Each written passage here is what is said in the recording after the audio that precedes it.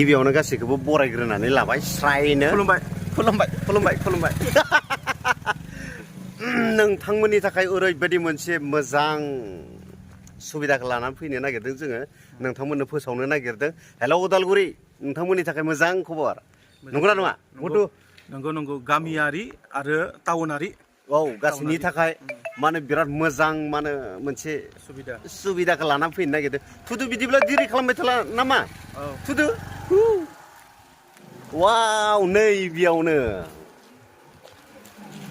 बिनि गुबै जाहोनखौ जेनेबा नोंथांमोना सारमोननिफ्राय खोनासंनो मोनगोन दायो जोङो सिङाव हाबनोसै आरोना सिङाव हाबबाय खिन्थु माबानि थाखाय जोंखौ लेंहरदों बिथांमोननिफ्राय फंनैसो बाथ्राखौ जों मोनथिनानै लाग्रोनोसै नोंथांमोना इन्टारेस्टेड दङब्ला जोबजासिम भिडिअखौ नाय अब्लासो बुजिगोन नङाबा माब्लाबाबो बुजिनाय नङा फार्स्टआवनो बिसिना बिदिनो होननानै जुदि स्किप खालामोब्ला जानाय नङा मोजां बुस्थुखौ नुनाय नङा खिन्थु नुगोन जानो मोजां बुस्थुखौ नुनाय नङा बिनिखायनो जोबजासिम नाय उदालगुरिनि थाखाय ओरैबायदि मोजां आरोना नोंथां टाउननि थाखाय मानसिफ्रानो स्ल' जालाजोब्बाय स्पिड खालामनो नागिरदों जों नायलांदो वाव लोगोफोर नै बिथां गोसोआल'सो गोसोम जानो हादै ड्रेसा गोसोम जाब्लाबो नै बिथांमोनानो बिथांमोना जोंखौ इनभाइट खालामदों मा बुस्थुनि थाखाय लिंहरदों गिलु बालु गोसोम बोरैबासो खालामगोन नामाथाय खिन्थु नायलांबाय थादो आरोना भिडिअ नोंबो हेन्सेल लादो नोंबो बिराद मिलायदों माथो गोसोम फाख्रासो नामा मानसिलाय बिसोरनि मानसि लोगोफोर नोंथांमोना बिथांमोननि जुदि ओरैबादि मोजां बुस्थुखौ मोननो हागोन दसेनि उनावनो मा होनो मिन्थिनोबो मोनगोन मुथुआ दायो रोखा बुजिनानै लादों खिन्थु आं बुजिखाबाय आरो देहा बिराद लेट जेरावबो नुदोंना नैबे जाबाय NGC बे जाबाय मोनसे मा होनो मोनसे कम्पानि बिसोरो गामियाव जा टाउनाव जा नैबे जोंनि उदालगुरि हालामनि थाखाय बिथांमोना वाइफाइ प्रभाइड खालामगासिनो दङ बेनिखायनो नोंथांमोना सोरबाफोर इन्टारेस्ट दङब्ला आरो आजिखालि मिथिखागौ मबाइल जुग ग्रुपनि खामानि जा स्टुडेन्ट लाइफ जा उन्दुनाय जा सिखारनाय जा मबाइल जुग गासैबो मोनाबानो उन्दुलाङा आरो आजिखालि गोबां इउटुबारफोर दङ फेसबुक क्रिएटारफोर दङ नोंथांमोननि थाखायबो खामानि होगोन आजिखालि आरो मिथिखागौ जिथुनाखि जों मबाइलाव इन्टारनेट बाहायदों बहुत स्ल' इउटुबखौ टाच खालामब्ला आरो गिदिंबाय थायो नंगौ नङा नों बायदिसिनो नोंनि उदै पेक मोनसे बायदि खिन्थु नै बिथांमोननि कम्पानिनिफ्राय जुदि वाइफाइखौ लायोब्ला नोंथांनि न'खराबो सोलिजोबगोन नोंबो सोलिगोन आरो इउटुबा आरो गिदिंबाय थानाय नङा आरो स्पिड जागोन बोखोबानो प्ले जागोन स्क्रल खालामबानो प्ले जालांबाय थागोन एक्सिलेन्ट दा बिनि एमाउन्टखौ अन्नानै खोन्थानानै होदो बिनि एमाउन्ट प्लानानै नैबेबायदि दङ नै 100 Mbps बोसोरसेयावसो 1088 10 Mbps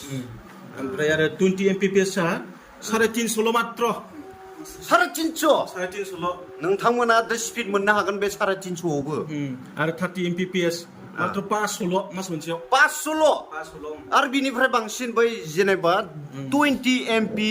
Mbps नि जेनेबा जाथार 350 दामावहाय नोंसोरो रिसार्च खालामगौमोन ना बिनिफ्राय एसे स्पिडसिन नैबे 500खौ सोयोब्ला नोंथांमोना स्पिडखौ मोननो हागोन रासिन बेसेबांनो दाम गोसोगोन बेसेबांनो स्पिडखौ मोनगोन आरो बिराद मोजां खोनादों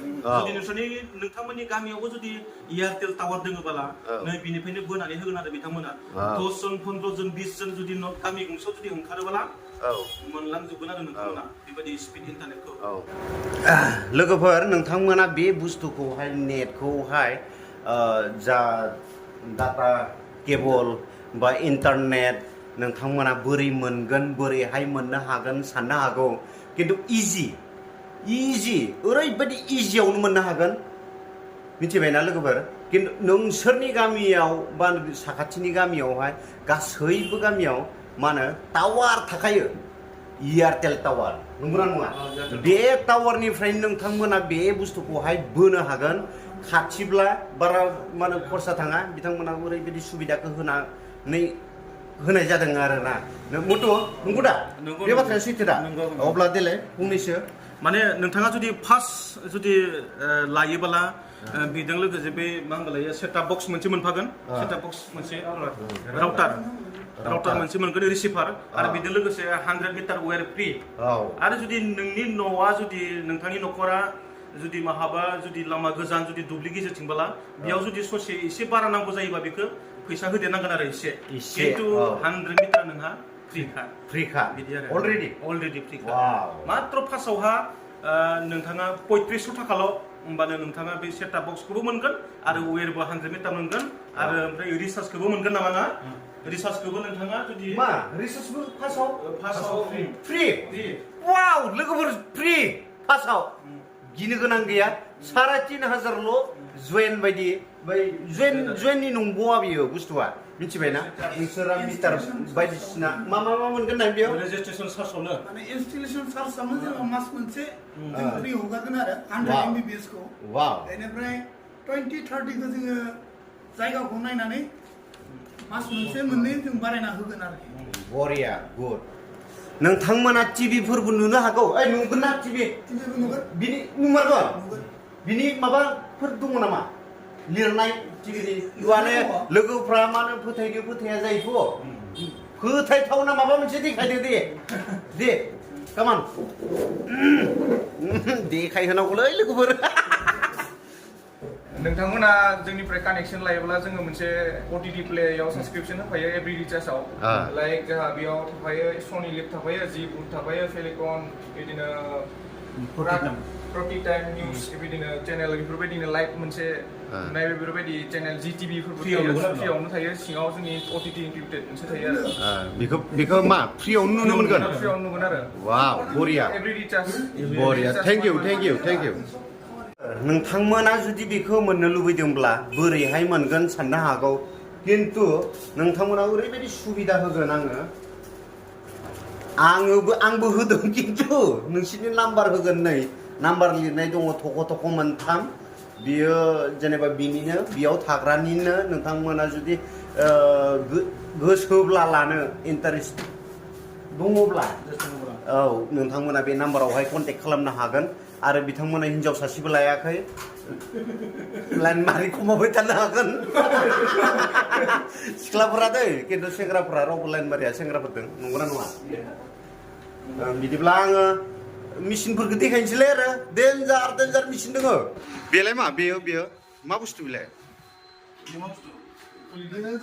मेन सार्भार बियो बिनिफ्रायनो प्रोवाइड जाजोबो आरो खारजोबो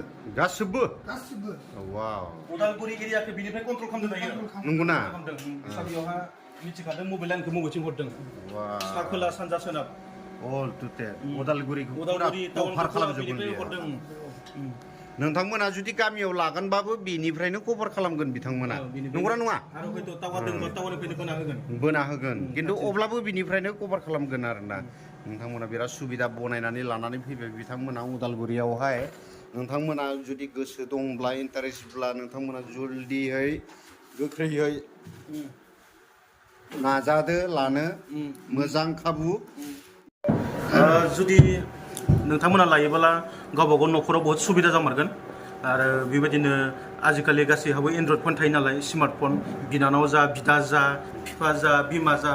गासैबो न'खरसेयाव नोंथांमोना गावबा गाव मबाइलावहाय रिसार्ज जोबबाबो बिदों आजादि इन्जय खालामनो हागोन नुबाय थागोन इउटुब फेसबुक गासैखौबो इन्सटाग्राम गासैखौबो बेबायदि आरो जिथुनाखि बे रिसार्ज नुदोंना बे रिसार्जआ पस्टपेड नङा गिनांगौ गैया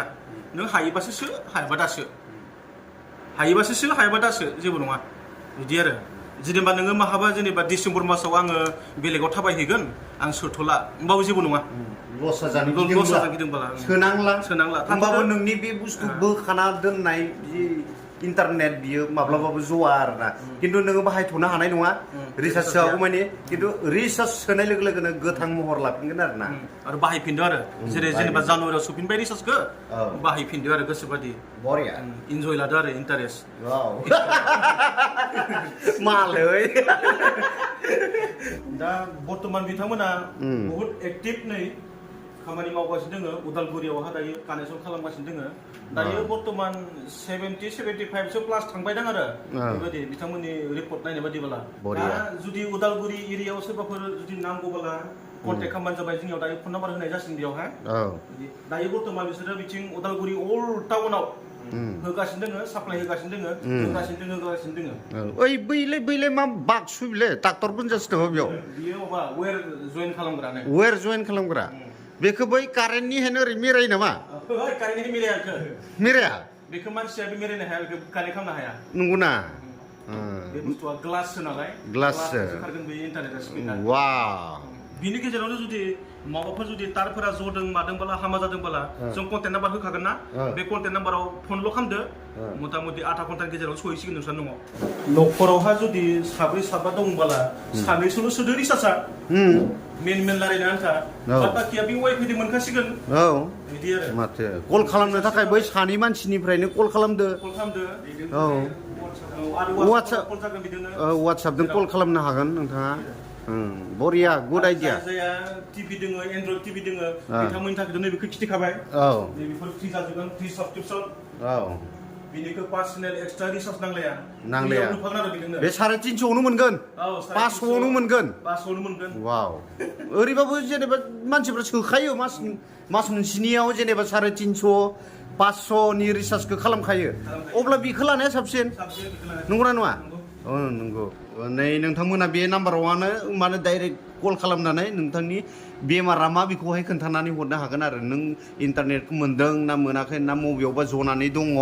नोंथांमोना जुदि बे नाम्बारावहाय कल खालामोब्ला आधा घन्टा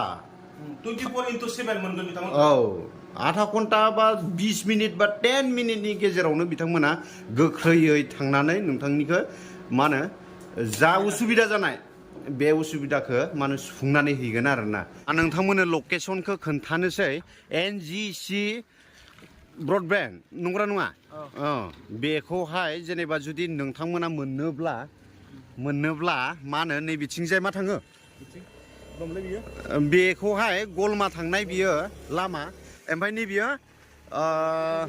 उदालगुरि टाउन थांनाय ओमफ्राय नैबियो कट लामा बर्नगाव लामा बियो नोंथांमोना बे लकेसनखौ फल' खालाम बिदिब्ला लोगोफोर भिडिअखौ गोलाव खालामब्ला जायफ्रा इन्टारेस्टेड गोनां नंगौना नङा इन्टारेस्ट दङ नोंथांमोना लानो हागोन आरो भिडिअखौ गोलाव खालामबाय थाला नङा होमबा मथ' जोंबोथ' लानायानो जासिगोन जोङो नामायबावनोसै ग्राहक मानसिफोर 10 जन खालामनोसै बिनि उनाव जोङो कानेक्सन दिहुननोसै आरो गावबा गाव न'आव जोङो बोनोसै आरो लोगोफोर मानो होनोब्ला मानो लागोन होनबाला जों मालाय बेसेबां रिसार्ज सोबावनो बन्द'मोन जोङो 299 नि सोयो 299 नि सोयो 350 नि सोयो ओमफ्राय सोरबाया 500 नि सोयो रिसार्ज मबाइल रिसार्ज होमब्लाबो जोंनो एक्सट्रा एमबि नांगौ जायो नाथायबा जों बेखौ लानोसै जोंनो एक्सट्रा एमबि नांला आनलिमिटेड नेट डाटाखौ जोङो इउज खालामनोसै आरोना दिनैनिफ्राय बिदिब्ला जोङो भिडिअखौ गोलाव खालामला एसेनोसै बाय बाय टाटा बाय बाय